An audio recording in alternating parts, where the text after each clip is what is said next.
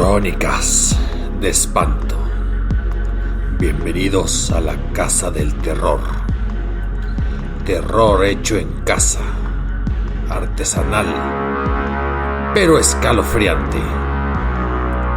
Comenzamos.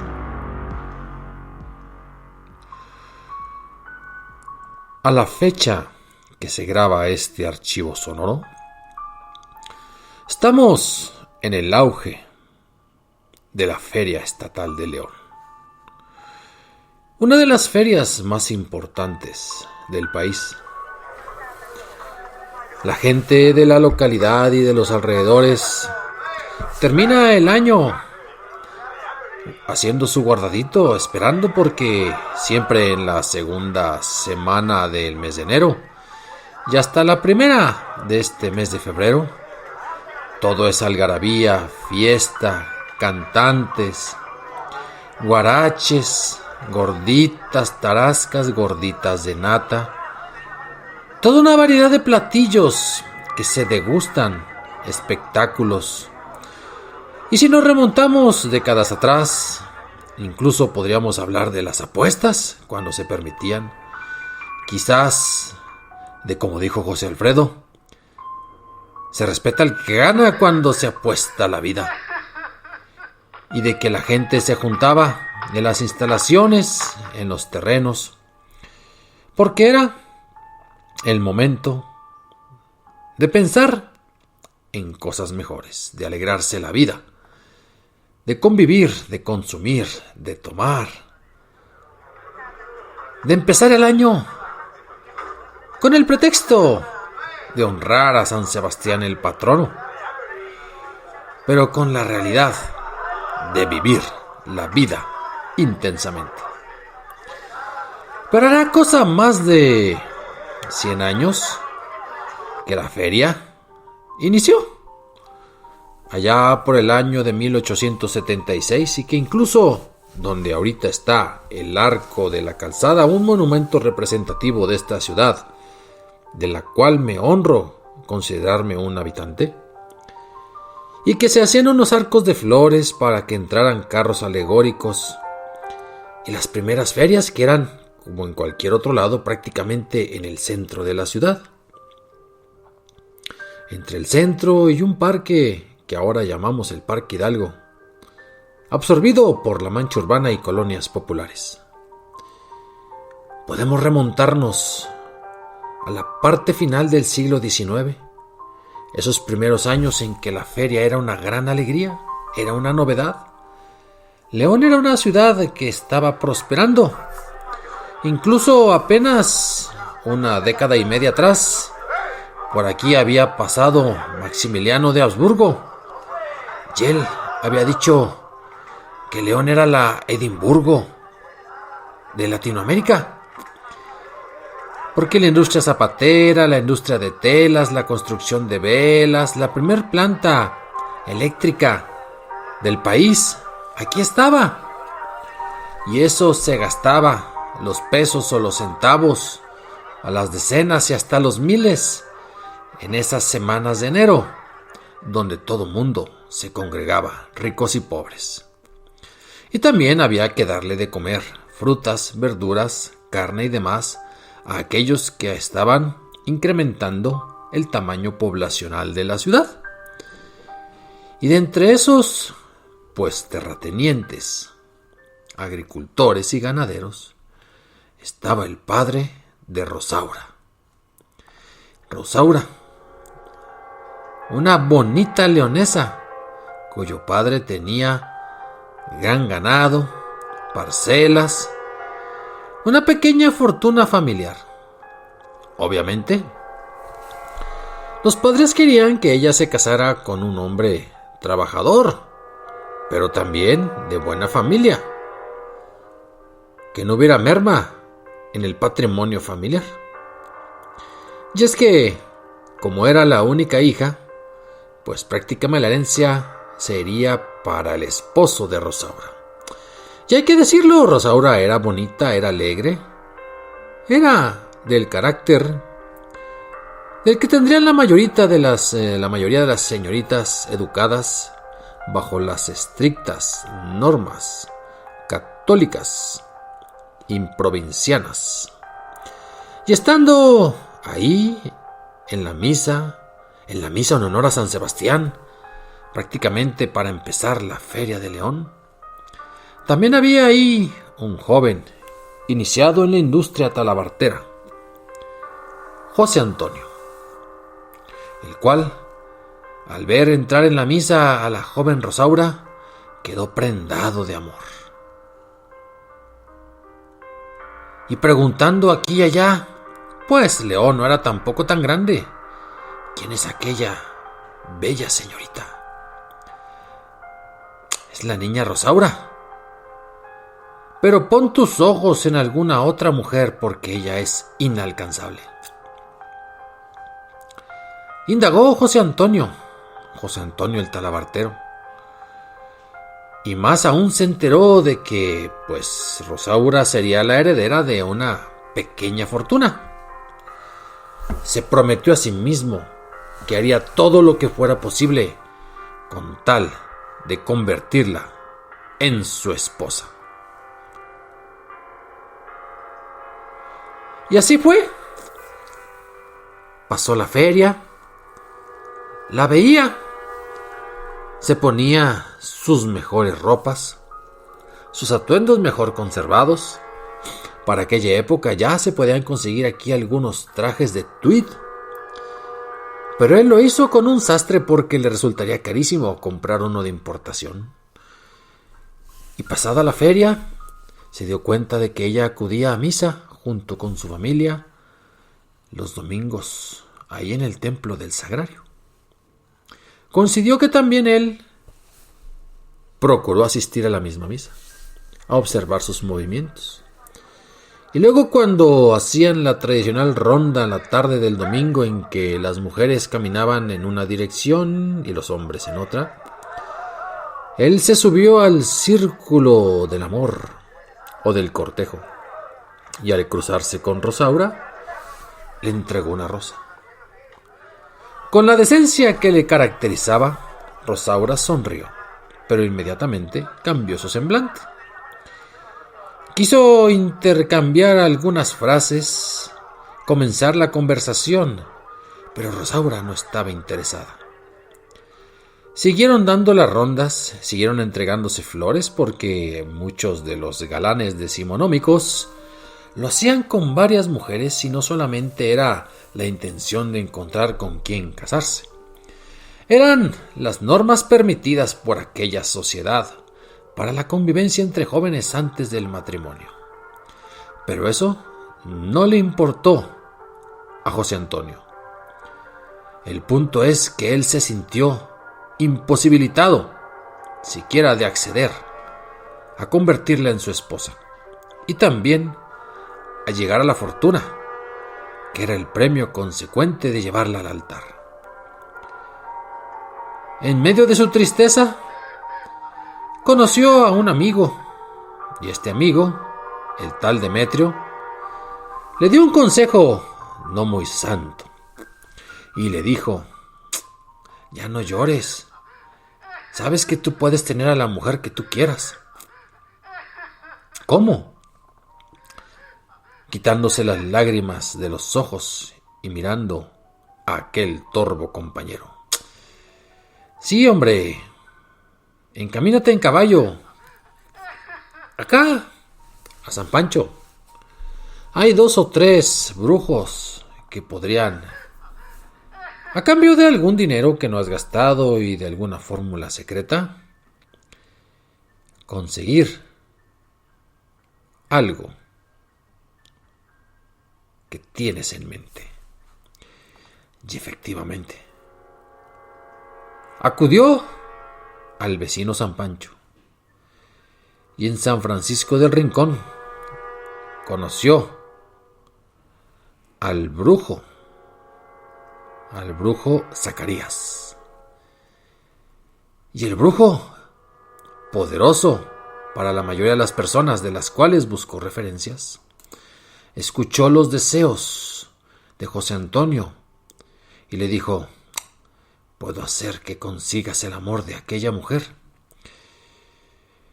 Tráeme un trozo de su vestido, tráeme 2 o 3 cabellos. De su casa, alguna hoja de las macetas que estén afuera. Yo aquí tengo lo demás. Y dicho y hecho, aquel hombre caminó rápido, se subió al transporte, regresó a León, Guanajuato, esperó la misa siguiente, procuró sentarse en la banca inmediata a donde estaba la señorita Rosaura. Y como era la época en que hombres y mujeres se sentaban aparte, a menos que fueran en familia con los niños, pues no podía conseguir ni cabellos ni arrancar algunas fibras de su vestido. Pero al momento de la salida, en el tumulto en que las personas salen y se empujan, de repente Rosaura solo dijo: ¡ay! ¿Quién me jaló el cabello? Hija, ¿qué te pasa? Estamos saliendo de misa. Lo normal es que haya empujones y demás. No sospechó nada. Y un pequeño listón de su vestido también había desaparecido. Ella se dio cuenta hasta que llegó a la casa y atribuyó a que quizás ella lo hubiera pisado, se hubiera atorado en algún poste, quizás en alguna columna de aquellos edificios antiguos del centro de la ciudad. Pero ahí tenemos a José Antonio, que regresó con el brujo Zacarías. ¿Tienes todo para poder ejecutar el embrujo? Así es, señor. Debo de advertirte, esto será posible, pero tendrías que hacer, al momento de que yo haga todo el ritual, un pacto con el diablo. ¿Estás seguro de seguir con esto? Sí. Todo lo valoro: la fortuna, la belleza, el prestigio que me va a dar casarme con aquella joven.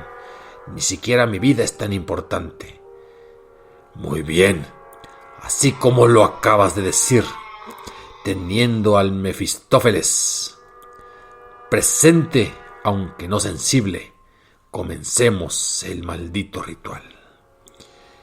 Y comenzó el ritual, del cual no preciso detalles para que alguien no ose repetirlo, pero sí en aquel ritual se utilizaron aquellas artes malignas, aquellas pertenencias corporales y de prendas y de plantas de la familia de Rosaura misma, y mientras aquel brujo recitaba cosas en aparentemente un idioma, yo no sé si sería el náhuatl, yo no sé si sería otomí, yo no sé si fuera alguna lengua como el sánscrito, pero de repente, donde estaba José Antonio, los ojos se le pusieron blancos, empezó a murmurar, sentía que todos estaban a su alrededor, y afuera de la choza del chamán, del brujo, aullaban los perros o serían los coyotes. Hay quien dice que de repente se escuchaba el sonido del diablo cuando alguno de estos pequeños maleficios se convertía en una profecía cumplidora. Y terminó el ritual, y ya era de noche. Y aquí tenemos que José Antonio se regresa a caballo y devuelve el caballo. Y parece que la vida recupera su normalidad. Otra vez, en misa de domingo, coinciden. Y a la salida, en la ronda, en el cotilleo de las flores, le vuelve a ofrecer una flor a Rosaura.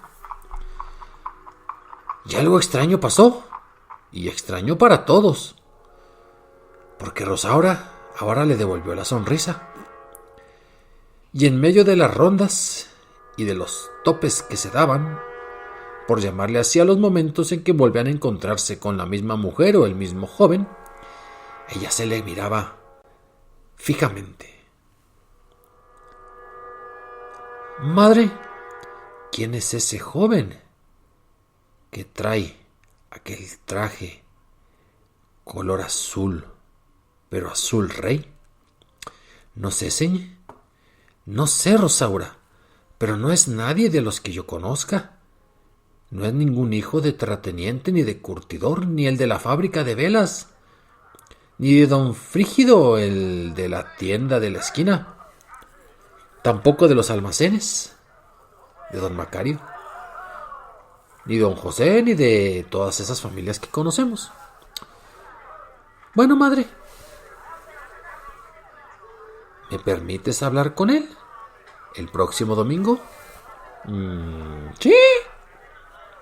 Y ocurrió tal como lo narramos aquí. Al siguiente domingo ya no hubo ronda para ellos. Se saludaron directamente. José Antonio, haciendo gala de todos sus modales aprendidos, repitiendo el único traje que tenía, ese azul rey, que para muchos parecería un tanto tosco, pero para otros quizás dirían es alguna de esas modas europeas que todavía no llegan y este es un aventajado en esas artes. Pero platicaron, se sentaron en la banca, se invitaron a ir también a la plaza de San Juan de Dios. Total, estaba solo a unas 4 cuadras. Y empezó un noviazgo que extrañó sobre todo a los padres de Rosaura. Y hay que decirlo, también a los padres de José Antonio.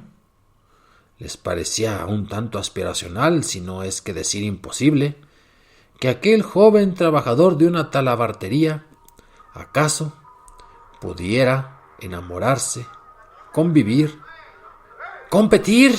Su educación era ínfima, contrario a la buena educación que incluso en casa o en esas escuelas de señoritas que ya existían en aquella época, había sido dispensada a la joven Rosaura. Pero hay que decirlo, los padres de ambos eran buenas personas. Y no digo que hayan sido malas personas ni Rosaura ni José Antonio. Solamente digo que quizás la ambición y el deseo no correspondido de Antonio lo había hecho meterse a una trampa mortal. El punto es que, al enterarse los padres de Rosaura, pues que José Antonio era de familia sencilla, trabajador de una talabartería, que vivía pues por ahí, por el barrio arriba, y que ellos, una familia que tenía su casa bien puesta en el rancho, allá por el sur de la ciudad, pero que también tenían su casa en lo que ahorita sería la prolongación de la calzada de los Héroes, justo donde antes entraban los carros alegóricos, donde comenzaba la famosa feria y el desfile, pues no tenían más que sentirse extrañados. Hija, ¿es seguro lo que tú quieres? ¿De veras estás enamorado de este caballero? Nos hemos visto convivir. Realmente no tenemos ninguna objeción. Solamente nos parece bastante raro que tú quieras casarte con alguien que no era del círculo con el cual tú convivías de manera frecuente. Así es, padre. Y voy a ser infeliz a menos de que me case con José Antonio. Por favor, padre, madre, suplica por esto, por este matrimonio. Efectivamente es lo que deseo. Soy su única hija. Ya verán. Ni hablar. Se fueron haciendo los preparativos de la boda. Y en cuestión de poco más de un mes, yo diría 2 meses desde que se había hecho ese embrujo y ese pacto con Satanás, era que estaba llegando a la culminación aquella situación. La boda se preparó, se escogió para eso la catedral que, pues recientemente, se había terminado por completo en su construcción. Claro que se utilizaba desde mucho tiempo, pero pequeñas remodelaciones aquí o acá, y flamante el edificio con ese estilo como un tanto barroco italiano en su interior, y esas torres de 60 metros de altura serían testigos mudos de una boda que significaba una alianza ante Dios, pero que había sido empujada por un pacto con el demonio. Y José Antonio ya se manejaba las carretas de monedas que él podría llevar de aquí para allá con las ganancias de un rancho que sería de él, ¿por qué no decirlo? Y quizás una vez que se casara, pues dejaría de trabajar en la talabartería para poder dedicarse, por ejemplo, a administrar el rancho, pues ya que era el yerno, el único, el consentido. Así degustaba mentalmente aquel platillo que le esperaba. Y llegó el día de la boda. Y el novio no se había presentado toda una semana antes. Ese gran día también se iban a reunir las familias más ricas de León. Esas mismas familias miraban hacia abajo al novio, hay que decirlo.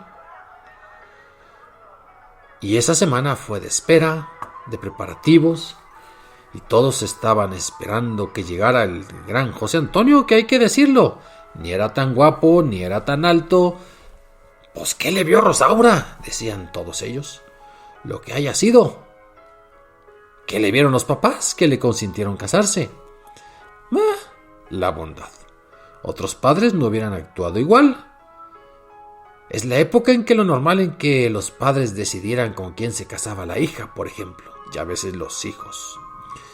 Este aquí que llegó en su calandria, Rosaura, flamante y hermosa engalanada, y que ahí ya estaba, con el mismo traje color azul rey, el único que tenía de momento, el tal José Antonio.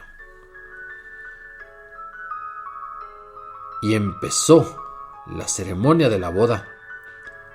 Entraron, rezaron lo que tenían que rezar. La gente se congregó. El chismorreo estaba en tono bajo. Pero terminó la ceremonia porque era misa y boda, como es usual en la mayoría de los casos de los rituales de la Iglesia Católica Romana. Y a la salida ya estaban ahí. Parece que ya la costumbre de aventarle arroz a los novios como señal de prosperidad y de buena bonanza existía. Salieron contentísimos. Ahí estaba también la carreta, toda llena de flores. Saludaron por aquí, por allá. En el pequeño atrio de la catedral apenas avanzaban, porque todos estaban contentos, o lo aparentaban. Y se acabó la ceremonia de la boda, dejó de tocar el órgano de la iglesia, y en ese momento en que todo mundo saludaba, se acercó una persona alta, de tez sumamente oscura, y de un traje de un color azul rey que parecía idéntico al de José Antonio. Y la gente pues apenas se daba cuenta. Algunos empezaban a decir: oye, ¿no te huele un poco a azufre? Pues lo decían, pero mientras entre ellos estaban distraídos, se escucharon poco a poco los pasos de aquel personaje de olor volcánico. Y llegó, y al caminar saludó a Rosaura y le dijo: señorita, ahora señora, muchas felicidades. Y en cuanto volteó a ver a José Antonio, no solo lo saludó, sino que lo abrazó fuertemente. Y al abrazarlo le dijo al oído: ¿cómo estás? Vengo a cobrar el pacto que hicimos hace unos meses. En ese momento el mundo se le vino encima a José Antonio. Al soltarse del abrazo se dio cuenta de que era también aquella efigie, aquella cara la que vio en medio del ritual maligno del brujo Zacarías. Ese era el mismísimo diablo, y acaba de llegar y venir y cobrar la deuda. El diablo lo soltó, siguió caminando. Todo mundo sintió un pequeño escalofrío, por los perros aullaban por todos lados, y de repente cae, casi fulminado, y como producto de una temblorina tremenda, casi como si fuera aquello una especie de maldición. Y es José Antonio. La gente dice: por favor, háblenle al doctor. Aquí a 2 cuadras se encuentra uno. Los padres estaban ahí, el padre lloraba, pero las convulsiones en el cuerpo de José Antonio no cesaban, y la mujer, Rosaura, no sabía qué hacer. Ella quería ser feliz, ella apenas se acababa de casar. ¿A poco sería viuda a la media hora de haber consumado ante Dios por lo menos los votos? Pues así fue. José Antonio se convulsionó durante algunos segundos. Aquello duró cosa de 1 minuto y cuando llegó el doctor, nada más. Y la gente se extrañó. ¿Qué pasó? ¿Qué ocurrió? Ese señor que olía tan raro, yo digo que olía a azufre. Y empezaron a preguntarle a los amigos y por ahí estaba el amigo que le recomendó el brujo y la gente ató cabos y concluyeron que José Antonio efectivamente había hecho un pacto con el diablo, allá con un tal brujo que estaba en San Pancho. Un tal brujo que después de su descendencia nos traerá mayores leyendas aquí en la localidad. Y desde entonces se habla de la maldición de Rosaura y, ¿por qué no decirlo?, del pacto demoníaco que tuvo José Antonio con tal de obtener lo que más quería en la vida: el amor, la belleza y también la fortuna.